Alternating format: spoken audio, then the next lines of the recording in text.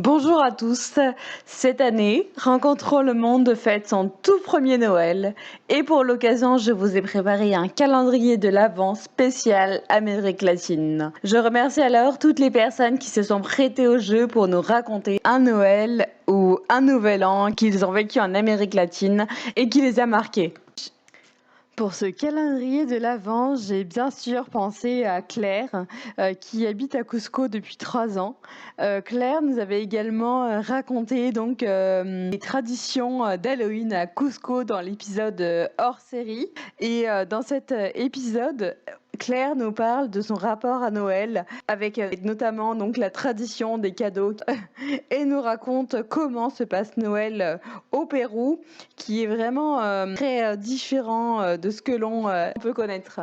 Très bonne écoute. Bonjour, je m'appelle Claire et j'habite à Cusco au Pérou dans les Andes, dans la cordillère des Andes depuis maintenant 3 ans, où j'ai créé avec mon mari qui est péruvien, qui est de Cusco, une agence de tourisme francophone et solidaire et une petite maison d'hôtes familiale aussi à Cusco. Voilà, alors moi je suis toulousaine et pour moi Noël en fait c'est la famille, c'est bien manger, c'est les sapins de Noël, c'est des gros repas en famille.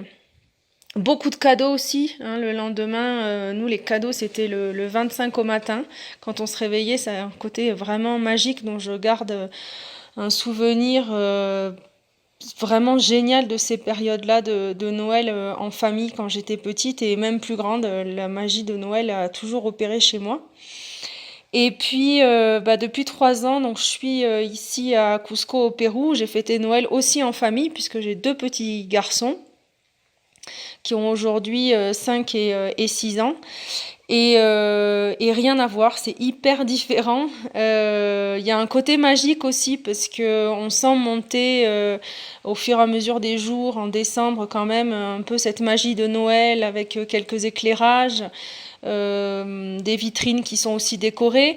Mais ce qui, moi, me perturbe vraiment, parce que c'est vraiment particulier, c'est qu'ici, on est en été, en fait. Hein, on est dans l'hémisphère sud. On a quitté l'hiver qui est en plein mois de juillet-août pour maintenant rentrer progressivement en été.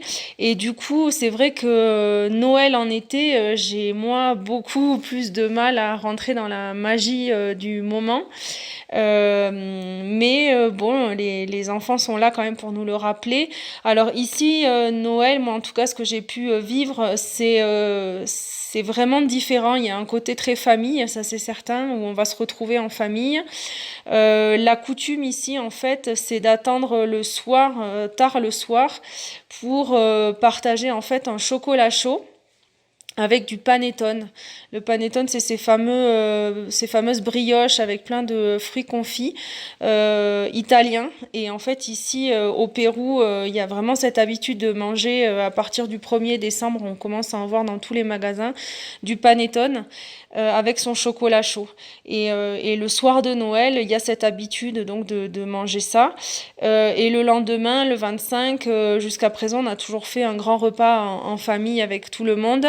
Mais ici, il y a plutôt, quand on fait un grand repas, c'est plutôt une grande soupe, comme ils appellent caldo de gallina. Hein. Par exemple, on va tuer la poule et on va faire une soupe avec la poule. Et les gens, ils adorent les soupes ici. En fait, c'est vraiment un plaisir pour eux de manger de la soupe. Mais voilà, on retrouve pas du tout, bien évidemment, toutes nos habitudes occidentales. Autour de Noël comme on peut le connaître.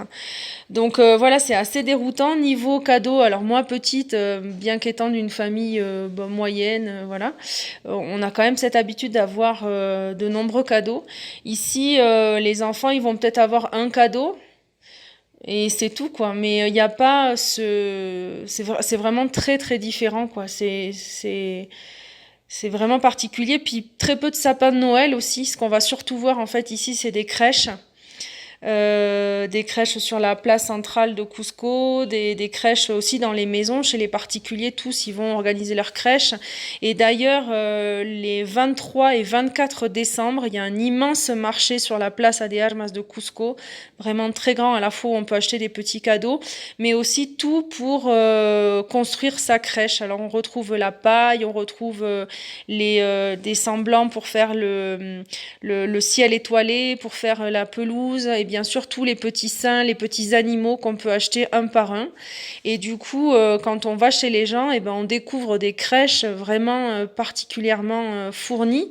Voilà, rien à voir avec les trois petites brebis, quoi. C'est vraiment beaucoup de recherche en fait pour construire sa propre crèche chez soi, mais très peu de sapins de Noël.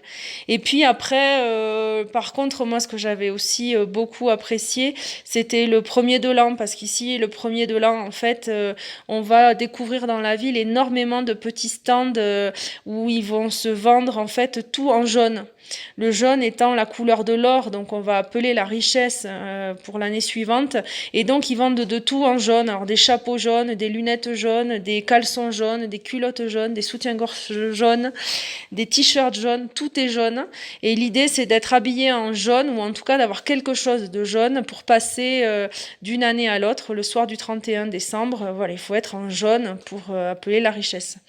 Donc j'espère que l'année prochaine ça va marcher. Moi je compte bien m'habiller en jaune pour que l'année 2021 ça soit vachement plus simple que l'année 2020. Et voilà un petit peu pour les traditions de Noël à Cusco, où j'habite donc depuis 3 ans. Au revoir, à bientôt à tous, et puis passez de très très belles fêtes.